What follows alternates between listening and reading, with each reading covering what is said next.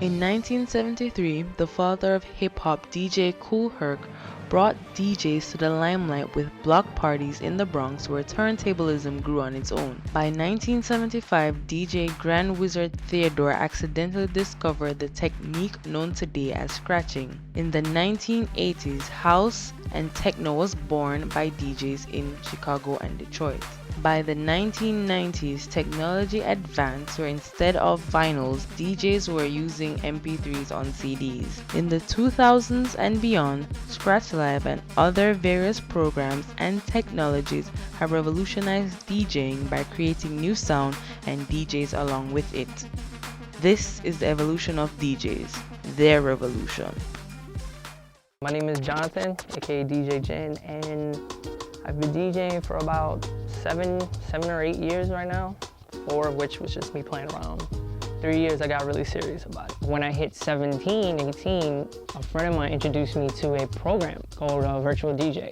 And I just started playing music around, and I just like music. Starting from laptop DJs, I know the appeal from it. It's easier to be a DJ now that you have laptops. Since people have a lot more access to becoming a DJ, there's a lot more creativity within it. Because there's so many different people, there's so many interesting ways that people can mess around with music. In terms of the new technology, what's so awesome is that if I was a kid growing up in today's society and today's technology, I would have been able to do the whole party thing because it wouldn't have been so expensive to continuously buy vinyls.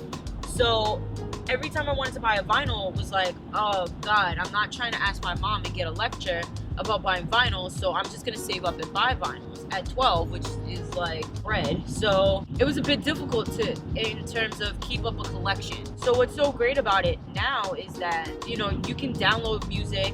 In terms of that, you can play around with everything. You have such a wide repertoire to play with. You can make mashups now easily without having to go into a studio or produce beats, etc. You can do everything. Obviously, you could have done blends back then, but you have such a limited selection in terms of what do you have on vinyl, what instrumentals do you have, what acapellas do you have.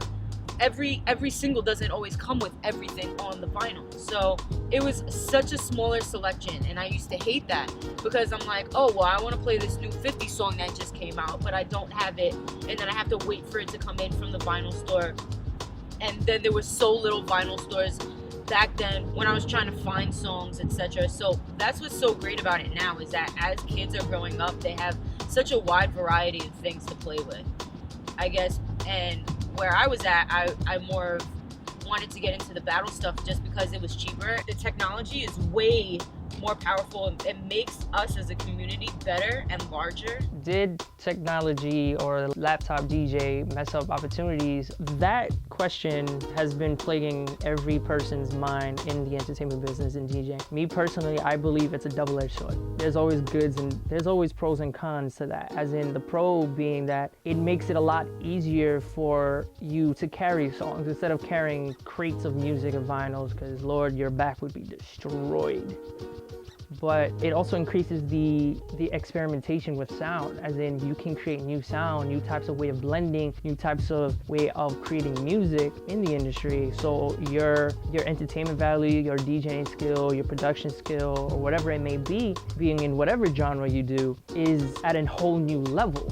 So there's always a pro, that's the pros to that. Like the thing I can do now as opposed to what I could have done with vinyl is completely different.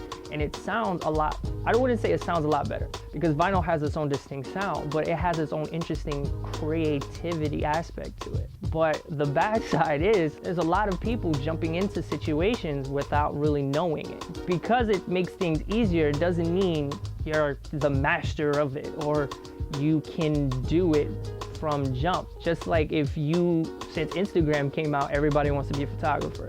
And you know, just because you put a filter in, but there's more to it than that. It's like, yes, I have all this new technology to DJ, but if you don't know how to do it, how to change the sound, how to make it your own, then all you're doing is being a glorified iPod.